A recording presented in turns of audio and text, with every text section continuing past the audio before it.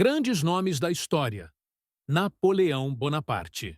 A figura de Napoleão Bonaparte é cercada de mitos, lendas e controvérsias. Para alguns, ele foi o salvador da jovem República Francesa e, para outros, um tirano com mania de grandeza.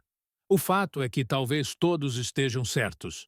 Hoje vamos explorar a vida e o legado desse homem que mudou a Europa para sempre. Napoleão Bonaparte nasceu em 15 de agosto de 1769, na cidade de Ajaccio, na ilha da Córcega, um ano depois da ilha ter passado do domínio italiano para o domínio francês.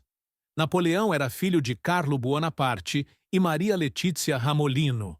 Sua família fazia parte da pequena nobreza local, mas, apesar disso, não possuía grande riqueza ou influência. Seu pai era um advogado ambicioso e tornou-se representante da ilha na corte do rei Luís XVI da França, o que proporcionou ao jovem Napoleão oportunidades educacionais que ele jamais poderia sonhar. A ilha de Córcega, naquela época, possuía uma cultura única, influenciada tanto pela Itália quanto pela França. Desde cedo, Napoleão demonstrou uma personalidade forte e um intelecto notável. Aos 9 anos, foi enviado à França continental para estudar em uma escola religiosa em Autun e, pouco depois, ingressou em uma academia militar em Brienne-le-Château. Durante seus anos de formação, enfrentou desafios como o preconceito de seus colegas franceses por carregar um forte sotaque italiano. Essas dificuldades, no entanto, apenas fortaleceram sua determinação. Napoleão destacou-se especialmente em matemática, disciplina essencial para a artilharia, ramo militar que escolheu seguir. Em 1784, aos 15 anos, foi admitido na prestigiosa École Militaire, em Paris, onde concluiu seus estudos em tempo recorde. Nesta mesma época, seu pai faleceu, deixando sua família em uma situação financeira delicada. Porém, Napoleão continuou se dedicando aos estudos e iniciou sua carreira como oficial de artilharia.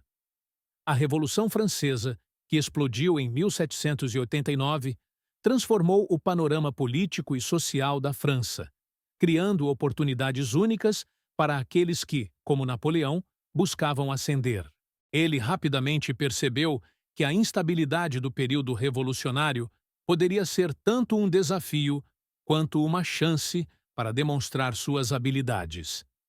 Em 1793, durante o cerco de Toulon, uma cidade que havia se rebelado contra o governo republicano, Napoleão elaborou uma estratégia brilhante que levou à vitória das forças revolucionárias.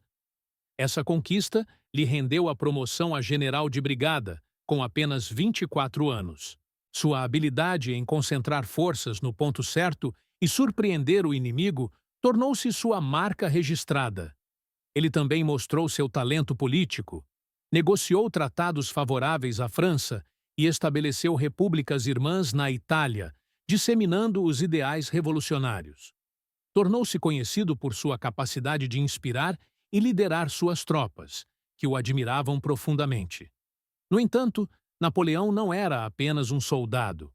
Ele compreendia a importância da propaganda e do simbolismo. Fundou jornais para divulgar suas conquistas e construiu uma imagem de líder invencível, algo que seria fundamental para sua ascensão ao poder.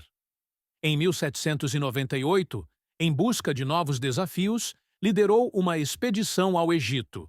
Embora o objetivo fosse ameaçar as rotas comerciais britânicas, a campanha revelou-se um misto de sucessos militares e alguns desastres estratégicos. Mesmo assim, o legado de Napoleão até aquele momento crescia e o tornava cada vez mais um herói nacional.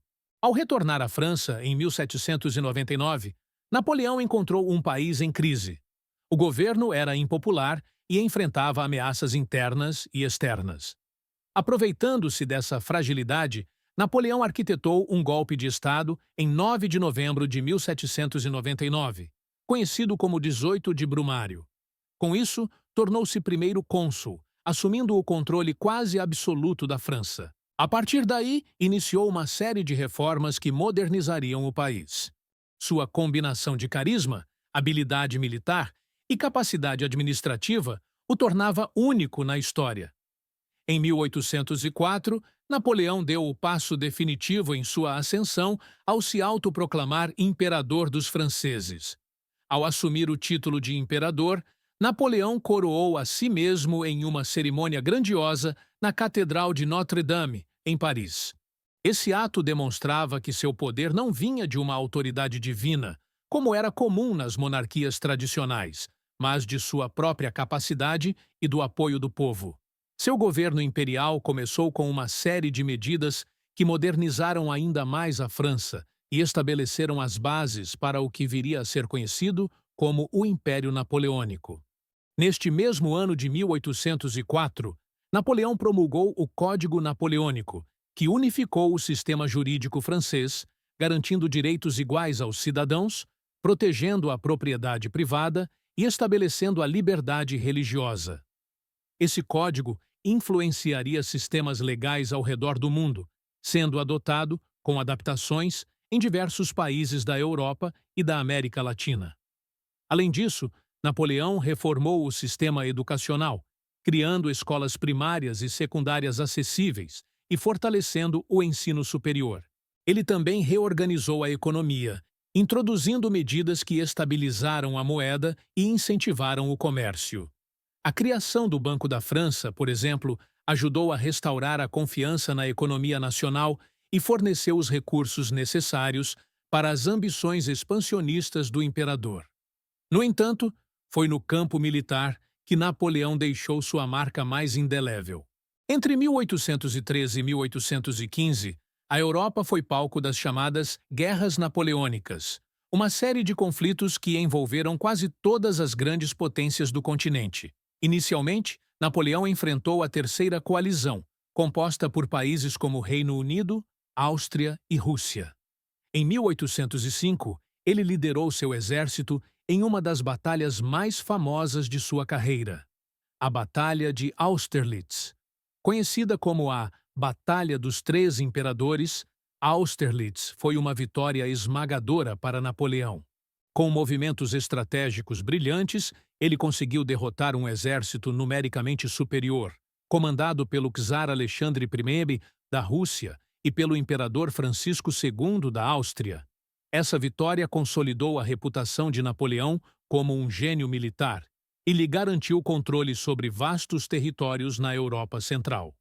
Entre 1806 e 1807, Napoleão continuou a expandir seu domínio, derrotando a Prússia na Batalha de Jena-Auerstedt e a Rússia na Batalha de Friedland.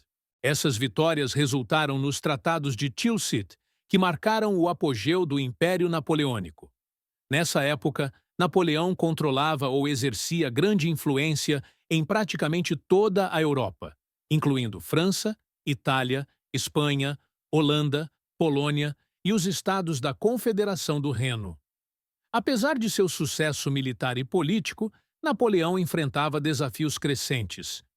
A resistência popular em países ocupados, como a Espanha, revelou as dificuldades de manter um império tão grande. A Guerra Peninsular, iniciada em 1808, foi particularmente problemática para Napoleão. As forças britânicas, lideradas pelo Duque de Wellington, apoiaram os espanhóis e portugueses, infligindo derrotas significativas aos exércitos de Napoleão. Era crescente o descontentamento entre as diversas potências europeias, que se uniram contra Napoleão em várias coalizões. A Rússia, inicialmente aliada de Napoleão após os tratados de Tilsit, começou a questionar a dominação francesa. Essas tensões culminaram em 1812, com a desastrosa invasão da Rússia. Napoleão reuniu um exército colossal, conhecido como a Grande Armée, com mais de 600.000 homens de diversas nacionalidades para atacar a Rússia. No entanto, a campanha na Rússia foi marcada por uma série de erros estratégicos e pela resistência feroz dos russos, que adotaram uma tática conhecida como terra arrasada. Enquanto as tropas de Napoleão avançavam, os russos recuavam, destruindo tudo aquilo que pudesse servir como recurso ao exército inimigo. A situação piorou ainda mais com a chegada do inverno. Napoleão entrou em Moscou, mas encontrou a cidade incendiada e deserta. Sem suprimentos adequados e enfrentando o inverno rigoroso, ele foi forçado a recuar. A retirada da Rússia foi um desastre total. Apenas uma fração do exército inicial sobreviveu, marcando o começo do declínio do império. Enquanto Napoleão lidava com os reveses na Rússia, seus inimigos aproveitaram a oportunidade para formar a Sexta Coalizão. Em 1813, uma série de batalhas culminou na decisiva Batalha de Leipzig, também conhecida como a Batalha das Nações, onde Napoleão mais uma vez foi derrotado. Essa derrota forçou Napoleão a abdicar, abandonando a França e fugindo para a ilha de Elba, onde foi exilado. Em fevereiro de 1815, menos de um ano após sua abdicação e exílio, Napoleão Bonaparte fez o que muitos consideravam impossível. Ele retornou à França. Essa jornada culminou em sua entrada triunfal em Paris em 20 de março de 1815, enquanto o rei Luís XVIII fugia da cidade. Esse período ficou conhecido como os 100 Dias. As tropas enviadas para detê-lo rapidamente mudaram de lado, mostrando que sua popularidade ainda era significativa entre os militares e a população francesa. As grandes potências, Reino Unido, Prússia, Áustria e Rússia, rapidamente se reorganizaram para enfrentar Napoleão mais uma vez. Ele sabia que sua única chance de sucesso era uma vitória decisiva contra seus inimigos antes que pudessem reunir suas forças. Então, reorganizou rapidamente o exército francês, recrutando soldados experientes e convocando novos recrutas. Apesar das dificuldades logísticas e da falta de tempo, ele conseguiu montar uma força considerável, embora inferior em número às tropas da coalizão. A campanha de 1815 culminou na famosa Batalha de Waterloo, travada em 18 de junho, nos arredores de Bruxelas, na atual Bélgica. Napoleão enfrentou as forças britânicas comandadas pelo Duque de Wellington, com apoio dos prussianos liderados por Gebhard Leberecht von Blücher.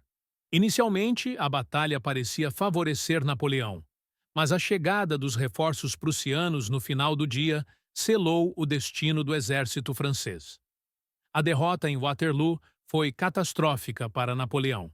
Ele foi forçado a abdicar novamente em 22 de junho de 1815. Desta vez, porém, não haveria um retorno triunfal. Napoleão se entregou aos britânicos, que o exilaram na remota ilha de Santa Helena, localizada no Atlântico Sul. Napoleão viveu seus últimos anos sob rigorosa vigilância britânica, escrevendo memórias e debatendo com seus companheiros as decisões e os erros que levaram à sua queda. Ele tentou justificar suas ações e consolidar sua imagem como um líder incompreendido, um herói que lutou pelo progresso e pela glória da França. Napoleão continuou a exercer uma influência poderosa sobre aqueles ao seu redor.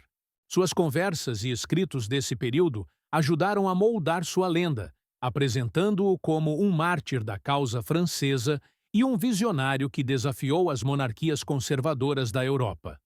Napoleão faleceu em 5 de maio de 1821, aos 51 anos, em Santa Helena. As circunstâncias de sua morte foram envoltas em mistério e especulação por muitos anos.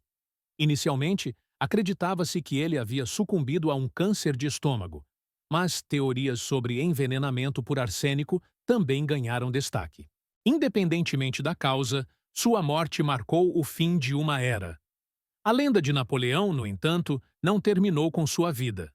Ele foi reverenciado como um reformador que modernizou a França e deixou contribuições duradouras, enquanto também era criticado como um conquistador cuja ambição levou a guerras devastadoras. Seus restos mortais foram finalmente transferidos para Paris em 1840, onde foram enterrados no Hôtel des Invalides, um local que se tornou um santuário para seus admiradores. A história de Napoleão Bonaparte é um testemunho do poder da ambição, da habilidade e da determinação, mas também serve como um lembrete dos perigos que o excesso e a busca implacável pelo poder podem causar.